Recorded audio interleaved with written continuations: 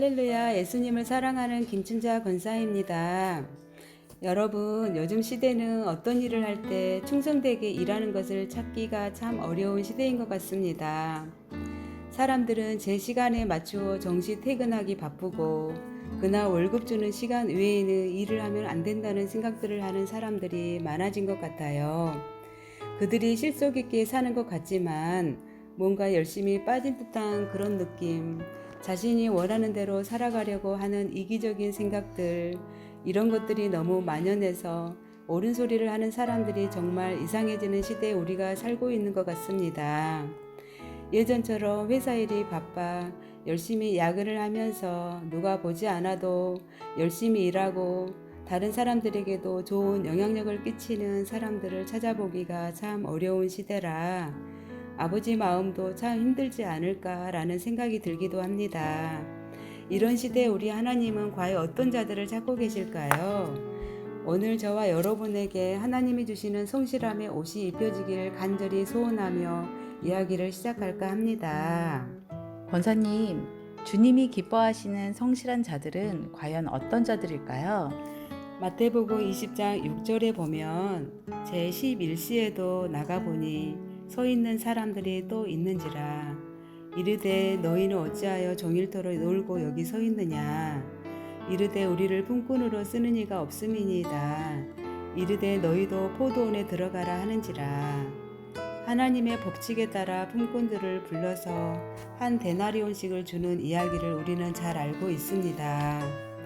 일찍 온 자들이나 늦게 와서 조금 일한 자들이 똑같이 한 데나리온을 받게 되자 먼저 온 자들이 불평하며 왜 당신 맘대로 이렇게 주느냐며 주인에게 따지는 장면에서 요즘 시대를 보는 것 같아 제 마음이 너무 아팠습니다. 하나님 나라는 하나님의 법칙에 의해서 움직이는 곳인데 사람들은 하나님의 법칙이 아닌 자신들의 생각대로 움직여야 하는 게 맞다고 하는 이 세상과도 너무나 닮아있기 때문입니다. 올해 교회에 나가 예배 생활을 하는 게 중요한 것이 아니라 주님을 인격적으로 만나 죄에서 돌이키고 회개하는 것이 더 중요한 일인 것을 예수님은 말씀하고 계신 것입니다.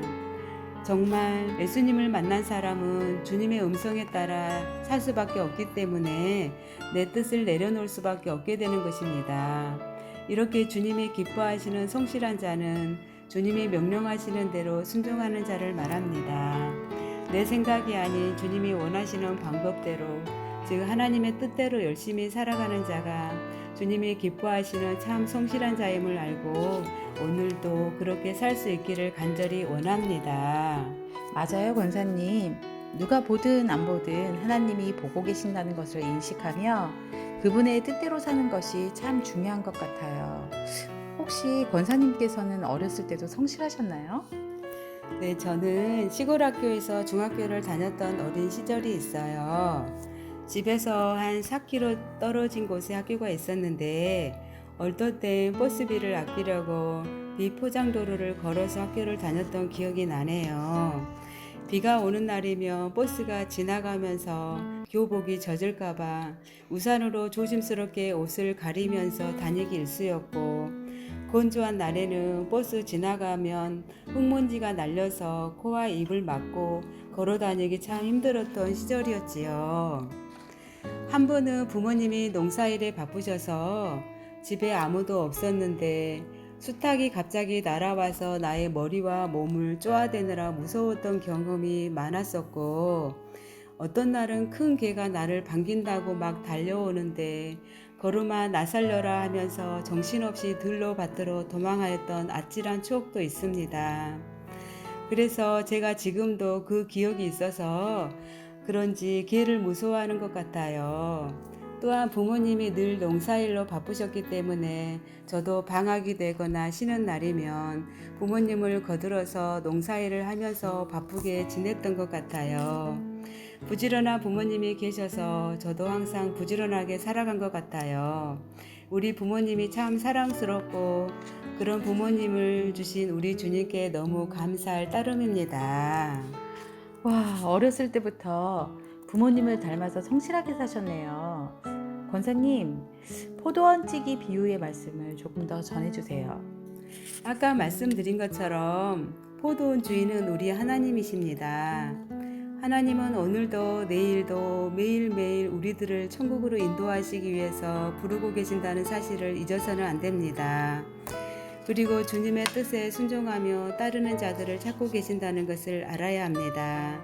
우리가 원하는 대로 살아가지 말고 예수님이 원하는 대로 살아가는 자들에게 하나님의 뜻이 이루어지는 축복이 있는 것입니다. 우리에게 이루어 주신 구원은 주인이신 하나님의 은혜인 것입니다.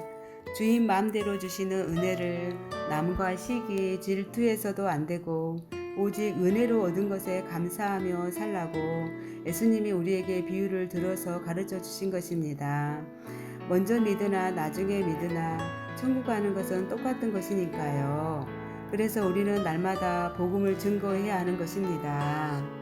하나님을 위해 한다고 하면서 내심 어떤 사람들의 마음속으로 부귀영화를 바라는 마음을 가질 때가 있습니다. 하지만 은혜는 조건부가 될 수 없습니다. 우리를 구원하신 것도 거저 주신 은혜인데 어찌 우리가 조건부로 주님의 은혜를 조건부 감사로 표장해서 할 수 있을까요?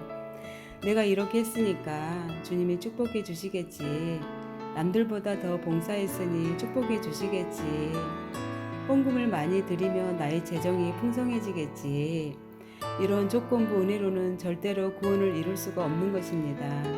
지금 있는 모든 상황 속에서 주님께 감사할 때 주님이 기뻐하는 자녀가 되는 것을 알고 오늘부터 더욱 감사하기를 바랍니다. 값진 보혈을 흘려주신 은혜에 매일 감사하고 오직 주님의 뜻에 순종하며 살아가는 맡겨진 사명 잘 감당하는 저와 여러분이 되시기를 간절히 축복합니다.